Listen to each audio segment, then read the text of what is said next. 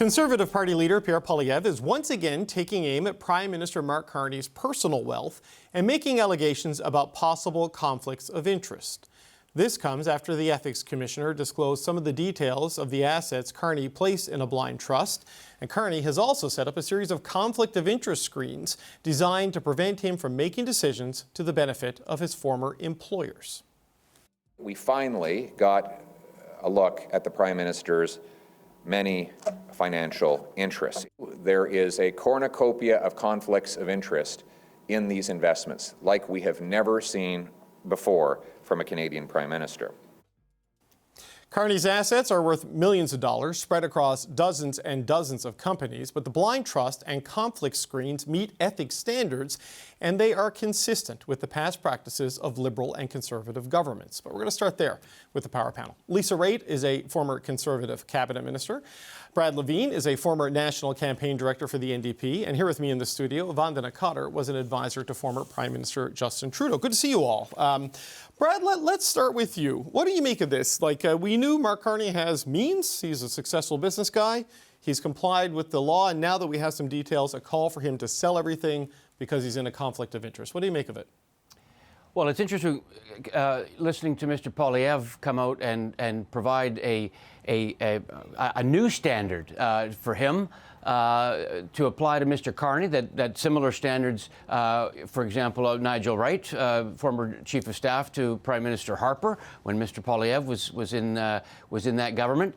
At the end of the day, it's very granular about, blind trusts, screens, all these kinds of things. I think the real issue here is does working with the Ethics Commissioner and meeting a bar, is that good enough for most Canadians? What Mr. Poilievre is doing is he's saying, well, that's not good enough. I want a new standard on top of that. We keep changing the standards. Certainly, Mr. Carney has a tremendous amount of wealth. I think for Canadians to judge whether or not he's done all this, they're going to see, is he complying by the rules set out by the Ethics Commissioner? I think that bar is being achieved. Is there really any direct conflict that he's going to really make decisions based on enriching himself? Do you think really that's why he got into this position to begin with? I don't think so. So If you take a look at all the issues that Canadians are facing, we've got Trump, we've got tariffs, we've got wildfires, whether or not Mr. Carney is exceeding the expectations or the rules that the Ethics Commissioner themselves are putting out, I don't know if Mr. Poilievre doesn't have other issues that he should be maybe dealing with this upcoming week. Lisa, I saw you shaking your head a few times as Brad was talking there. Why? Well, because there's a binary choice made by the public office holder at the very beginning of this process. And if you have holdings that are going to be subject to conflict of interest regulations, your choice is either to, one, divest or to put in a blind trust. That's your decision-making point. The Prime Minister chose to go with a blind trust.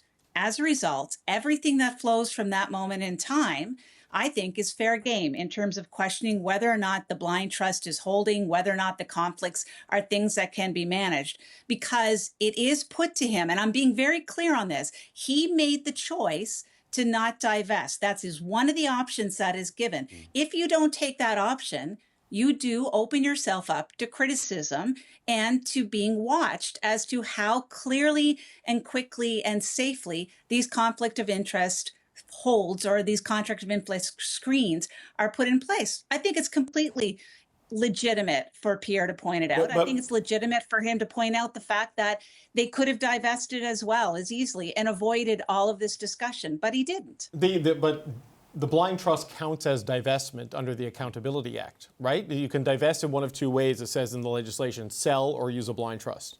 So it is divestment, Sure, that's the point. That's exactly what I'm saying, though. What I'm saying is he had a choice to either liquidate or to keep in a blind trust. He chose not to liquidate. He chose to put in a blind trust, therefore opening himself up to criticism on how that blind trust is going to actually be carried out. And I think that's fair game. And I think it should be tested. And I reject the notion of saying, well, he seems like a really nice guy and he doesn't need the money, so therefore everything should be okay. The law is blind. right? This is supposed to be something that you look at without actually putting in a person's character at the end of the day. You have to abide by the law. He's chosen. Most people choose the route that he took, but most people should also expect to have those things questioned, including the fact that it's 103 different screens, which can be complex. Doesn't mean it can't be done, but it does mean that you're going to get questioned on it. And I don't have a problem with this route at all. Gotcha. Okay, Vandana, your thoughts on this? I mean, I hear Liz's point. I just don't think it benefits Mr. Poilievre in this regard. And I think the reason is because most Canadians understand, an ethics commissioner has advised on this, that he has an ethics screen to them. I know it's complex, and I think it's meant to be complex because I'm sure there's a lot of holdings there of some sort. But I would say that I don't think that's what Canadians are thinking about. I think they're thinking about, to Brad's point, tariffs. They're thinking about the cost of living. And I think for Mr. Poilievre, I mean, I heard his interview with Catherine Cullen, and I thought it sounded like he has grown a lot. He was talking about Conservatives are here to help support the government, to help protect Canadians against these tariffs. And that sounds better. But when I saw the sinister sounding statement of it about, like, you know, he like, it's like a secretive type of, like, as if he tried to like slip it under and so no one would notice. I think that's why Canadians get tired of politics. They don't want politics for the sake of politics. They do want people to ask the right questions and to raise points that are legitimate. But I think in this regard, I don't think it benefits him in any way. I don't think most Canadians would pay attention. They think they know that there's an ethics screen. The ethics commissioner has said that was fine, and I think that's enough for them. Well, so on this, because Brad mentioned, sorry, you want a quick rebuttal there, Lisa? I want to show something from the archives, but did you want to jump back in? I know what you're going to show from the archives, so I'm maybe stepping on your point. Yeah, but I was just going to say that being around long enough allows you to actually experience this before in another way. In October of 2010, it was my friend Wayne Easter, it was Dominic LeBlanc, it was lots of different people asking the same questions about conflict of interest screens to Nigel Wright at the time, and we defended it. So it's turnabout is fair play. If they could ask the questions back then, we can ask the questions today. Well, I was a younger man with hair in St. John's, Newfoundland when all of that was happening. So, but I want to play part of an exchange. Yeah. This is at committee, and Stephen Harper's chief of staff at the time, Nigel Wright, very successful businessman, came into public service with a lot of holdings and had to set up some of the mechanisms similar to what the Prime Minister is going through now. He was at committee, and one of the MPs asking him questions was a young man from Carleton Nepean at the time. Just have a listen to this. Can you explain the purpose behind the blind trust? This blind trust follows a form that was created and drafted by the Ethics Commissioner. I transferred all of my controlled assets into the blind trust in late October. The blind trustee is the legal owner of them all now, and I'm not to have any communication of any sort, no direction, no advice, no information about what's in there. I do not know and will not know what's in there. There seems to be some misunderstanding in the way that this has been debated by some members. We have to recognize that there are going to be people in this world of public service that come from different backgrounds that obviously the government interacts with, but that is a strength for our country. Okay, that's from 2010. We went back 4 years earlier, too. The video for this doesn't exist, but the transcript, this is another committee appearance where Mr. Poilievre, who's the Nepean Carleton MP at the time, debating with Duff Conacher from Democracy Watch. This is when the Conservatives were bringing in the Accountability Act. And he defends blind trust, saying we would not know anything since it's a completely blind trust, so we would not know what we held. That's why it's blind. You would have no knowledge that you owned it, so how could you possibly be voting in favor of your private interests if you didn't know what those private interests were? Brad, that sounds like a vigorous defense of the ethics laws that are in place, which were criticized today as not being sufficient. Well, yeah, and what Mr. Poilievre is suggesting is that there are two paths you can take. You can liquidate, or you can do the blind trust. When a conservative is up on the stand, then blind trusts are completely legitimate. They're 100% secure. Canadians have no concerns whatsoever. The decisions are going to be made in the Prime Minister's office that would enrich the individual in question. But then, of course, when Mr. Poilievre is in opposition, only liquidation is the way to go, and blind trusts open the floodgates open to miss. It's hypocritical, obviously, because if they are both legitimate, they're legitimate in 06, they're legitimate in 2010, but in 2025 they're no longer legitimate. He was in government. He could have gotten rid of the blind trust and ensured, he was in government for many years, Mr. Poilievre was. He did not take the time to eliminate the blind trust as an option.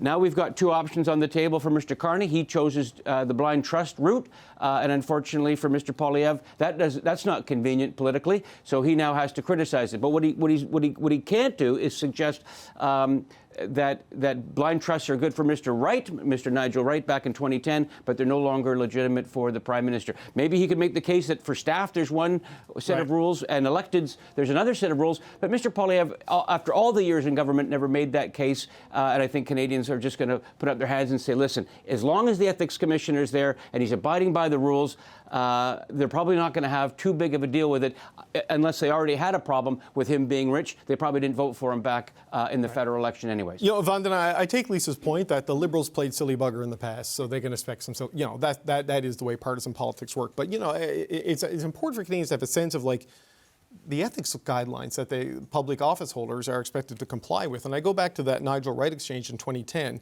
He said the blind trustee is the legal owner of them all now, meaning his assets. That's the way it works when you put it in a blind trust. Pierre Poilievre said today that the Prime Minister lied when he said, I own nothing but cash and real estate. Now, that's a statement he made after he put things into the blind trust. So like Nigel Wright said in 2010, things had moved there. I mean, this is complicated stuff, and 99.9% of Canadians will never have to deal with it. But it is a system that, for the most part, is rigorous and seems to work. It is rigorous and seems to work. And this is why the question isn't the issue for me. I just think, as leader of the opposition, I'm not sure why we would take time on this, especially because, listen to anyone working in politics, watch your receipts, right? And I just think that there's so many other things he can hit the government on. You can talk about tariffs, you can talk about the cost of living, you can talk about things, especially having, like, you're running for a by-election, you want to keep your status as the leader of the Conservative Party. But I just think there's no point in trying to litigate on this, because you're right, it is a vigorous process. People don't understand the Ethics Commission. They know he exists. They know he's also called into account different politicians from both sides of the aisle, so that it is people I think do believe that. So I just don't think it's something that is worth his time to raise if he's trying to get attention for his party. Okay, Lisa, a quick last word on that, and then I want to switch to the other topic. Anything you want to add?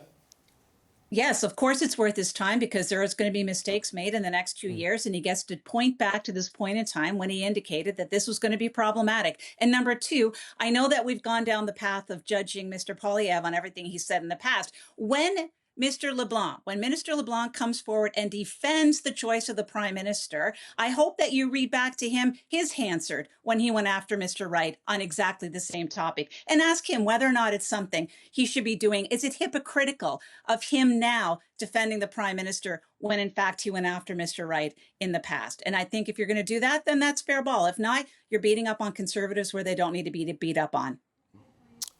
Okay. I mean, Mr. Poilievre raised the issue today. This is why we're examining this issue today. So, you know, so that, like, you know, he put it on the table. We've got to look at it and assess it. So that's what we're doing today.